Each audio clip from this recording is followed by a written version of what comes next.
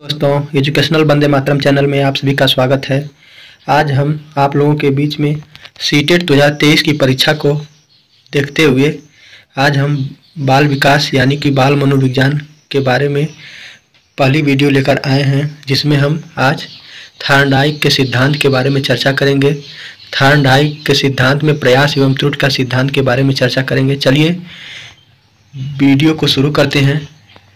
प्रयास एवं त्रुटि का सिद्धांत, जिसके प्रतिपादक थॉर्नडाइक महोदय हैं, जो यूएसए के निवासी हैं। इनकी पुस्तक का नाम है educational psychology and animal intelligence. Thorndike को प्रथम शैक्षिक मनोवैज्ञानिक माना जाता है एवं यह एक पशु वैज्ञानिक भी थे। इनके सिद्धांत का अन्य नाम जैसे संबंधवाद का सिद्धांत, दूसरा प्रयत्न एवं भूल का सिद्धांत, उद्दीपक अनुक्रिया का सिद्धांत, संयोजनवाद का सिद्धांत, बहुकारक या बहुखंड का सिद्धांत, बालू या परमाणु का सिद्धांत। आगे देखते हैं। थॉर्नडाइक के 8 नियम इन्होंने दिए हैं। थॉर्नडाइक के 3 मुख्य नियम तथा 5 गौण नियम का प्रतिपादन किया है। चलिए देखते हैं मुख्य नियम में कौन कौन से आते हैं।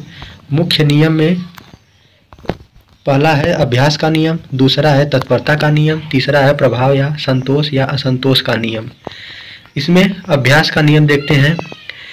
व्यक्ति किसी कार्य को बार बार अभ्यास करने से जल्दी सीख जाता है। इसमें भी 2 उप नियम हैं, जैसे एक उपयोग का नियम, यदि कोई कार्य पहले किया हुआ है और जब उसको दोबारा किया जाता है तो वह हमारे मस्तिष्क में पुनः आ जाता है, अर्थात अस्थायी हो जाता है। इसका अन्य गौण नियम है अनुपयोग का नियम। यदि किसी किए हुए कार्य को पुनः नहीं करते हैं तो हमारा मस्तिष्क उसे भुला देता है। अगला है तत्परता का नियम। तत्परता के नियम में किसी कार्य को करने के लिए व्यक्ति तत्पर रहता है तो वह आसानी से कर पाएगा या आसानी से सीख पाएगा। जैसे घोड़े को पानी के तालाब तक ले जाया जा सकता है, लेकिन पानी पीने के लिए बाध्य नहीं किया जा सकता, क्योंकि घोड़ा पानी पीने के लिए तत्पर नहीं है। इन्होंने अगला मुख्य नियम में बताया प्रभाव एवं असंतोष का नियम।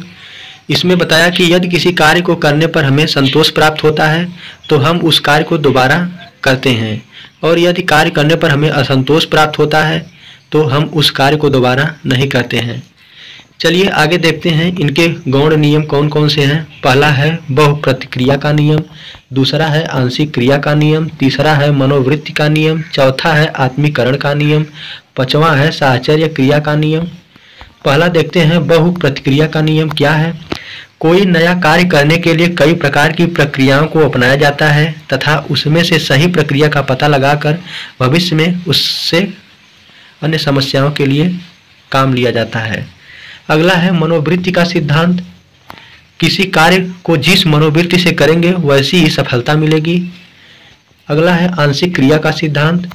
किसी कार्य को छोटे छोटे भागों में बांटकर किया जाता है तो उस कार्य में सफलता अधिक मिलती है, अर्थात किसी कार्य को। अगला है आत्मीकरण। कोई नया कार्य करने पर किसी पुराने किए गए कार्य का ज्ञान नए ज्ञान में मिला देना ही आत्मीकरण कहलाता है। अगला है साहचर्य का नियम। क्रिया का रूप तो वही रखा जाता है, लेकिन परिस्थितियों में परिवर्तन कर दिया जाता है, अर्थात कोई दूसरी परिस्थिति रख दी जाती है वैसे ही। चलिए प्रयास एवं त्रुटि के सिद्धांत को देखते हैं। इसका प्रतिपादन 1913 में थॉर्नडाइक जी द्वारा किया गया, जिन्होंने एजुकेशन साइकोलॉजी पुस्तक में इस सिद्धांत का जिक्र किया है। इन्होंने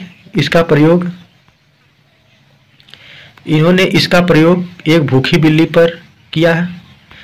इसमें उसको उद्दीपक के लिए मछली के मांस का टुकड़ा रखा। चलिए देखते हैं प्रयोग। इस सिद्धांत को सिद्ध करने के लिए थॉर्नडाइक महोदय ने एक भूखी बिल्ली को एक पिंजरे में बंद कर दिया। पिंजरे के अंदर एक लीवर लगा दिया, जिसके दबने से पिंजरा का दरवाजा खुल जाता था। बाहर मछली के मांस का टुकड़ा यानी कि उद्दीपक रख दिया। यहाँ देखिए चित्र में रखा गया है।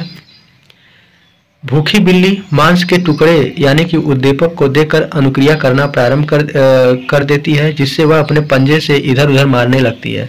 एक बार उसका पैर लीवर पर पड़ जाता है, जिससे दरवाजा खुल जाता है और बिल्ली ने मांस के टुकड़े को प्राप्त कर लिया। यह क्रिया बार बार दोहराने से बिल्ली ने पिंजड़े का दरवाजा खोलना सीख लिया। इस प्रकार एक विशिष्ट उद्दीपक का एक विशिष्ट प्रक्रिया से संबंध स्थापित हो गया, जिसे उद्दीपक अनुक्रिया सिद्धांत यानी कि यस आर बाउंड या यस आर थियरी कहते हैं। चलिए देखते हैं प्रयास एवं त्रुटि के सिद्धांत की शिक्षा में क्या उपयोगिता है। इसमें बच्चों को बार बार प्रयास एवं अभ्यास करवाना चाहिए। शुद्ध उच्चारण के लिए कुछ कराने के लिए बालक को इसी सिद्धांत का प्रयोग करना चाहिए, बालक को इसी सिद्धांत के आधार पर सिखाना चाहिए। मंद बुद्धि बालक के लिए यह सिद्धांत बहुत उपयोगी होता है। गणित और विज्ञान को सिखाने के लिए यह उपयोगी है। चलिए यहीं पर वीडियो को समाप्त करते हैं, मिलते हैं अगले वीडियो में। तब तक के लिए धन्यवाद।